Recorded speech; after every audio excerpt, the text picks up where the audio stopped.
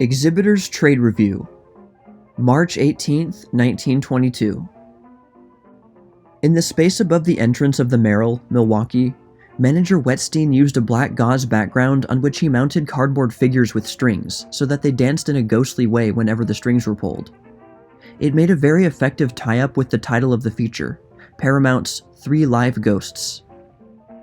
The canopy of Moss's Cameo, New York, was elaborately decorated with flags and bunting on Washington's birthday, and acted as a magnet, drawing quite a number of passers on 42nd Street in to see Vitagraph's The Prodigal Judge and a Larry Semin comedy.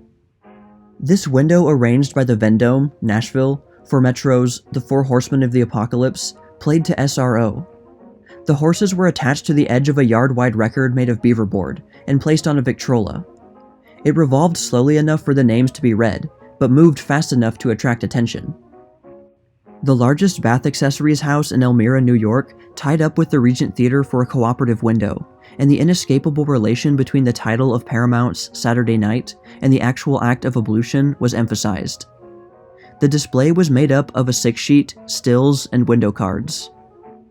Fort Smith, Arkansas had a smallpox scare, and Manager Gallagher of the Palace mailed this prescription from Dr. Charles Chaplin to his patrons. It effectively tied up local interest with First National's The Idle Class, and created a great deal of the right kind of talk, which never hurts the box office.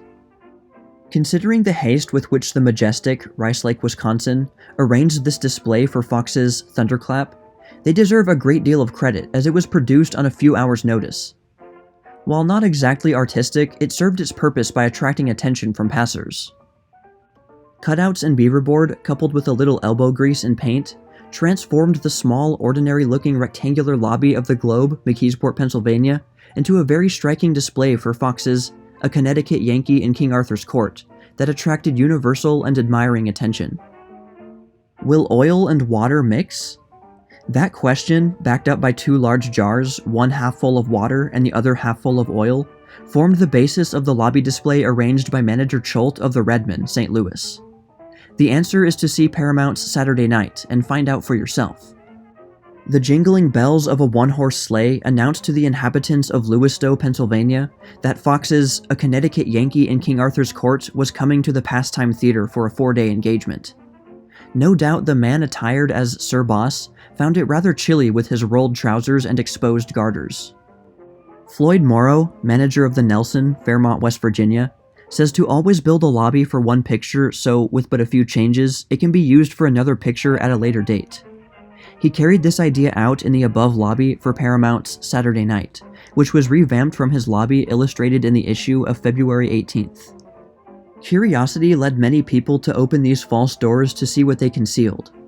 They were greeted by a lobby decorated with posters and stills from First National's The Sign on the Door. A unique touch is the box office masked to resemble a safe. It was rigged up by the Regent, Springfield, Ohio. The Cover Theater, Fort Morgan, Colorado, no doubt brought back many recollections of days of old to some of the residents with this display for Fox's Trailin'. The general effect of the wild and woolly West was created by an abundant use of lariats, cowboy regalia, and saddles. Manager Waters of the Majestic, Austin, Texas, obtained permission from the streetcar company to run this old handcar pumped by 2 Mexicans over the company's tracks for the 3 days he played United Artists' The Iron Trail. Practically the entire population got a view of this ballyhoo on one of its many trips about the town. The comedy atmosphere is admirably reflected in this Otis 3-sheet for RC's Boy Crazy, starring Doris May, that will be completed for release during March.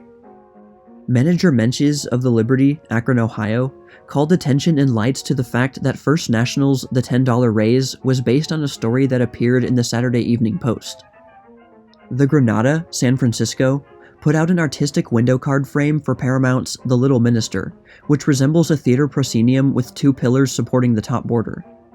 It greatly enhances the effect of window cards by surrounding them with attractive frames. This is an idea for lobby and interior decorations that has been devised by Louis Rosenblum, one of the executives of William Fox, for use in connection with exploiting their A Virgin Paradise, and we are passing it on to the exhibitors, as it appears to be inexpensive and easily arranged. 2 of the window displays arranged by the Circle, Indianapolis, for First National's Penrod. The one on the left has a miniature of the circle stage with scenes from the picture arranged on a revolving drum, which permitted the use of more than one scene. The other window was given over entirely to a tie-up with the book. This is a close-up of the framed-in set used in Rosenbluth's lobby display for Fox's A Virgin Paradise. It is made from a poster, and the woman and lion are cutouts. The palm leaves around the frame give the appearance of depth. Shellac the poster and cutouts, put a strong light on it, and this display will stand out at night and attract a great deal of attention.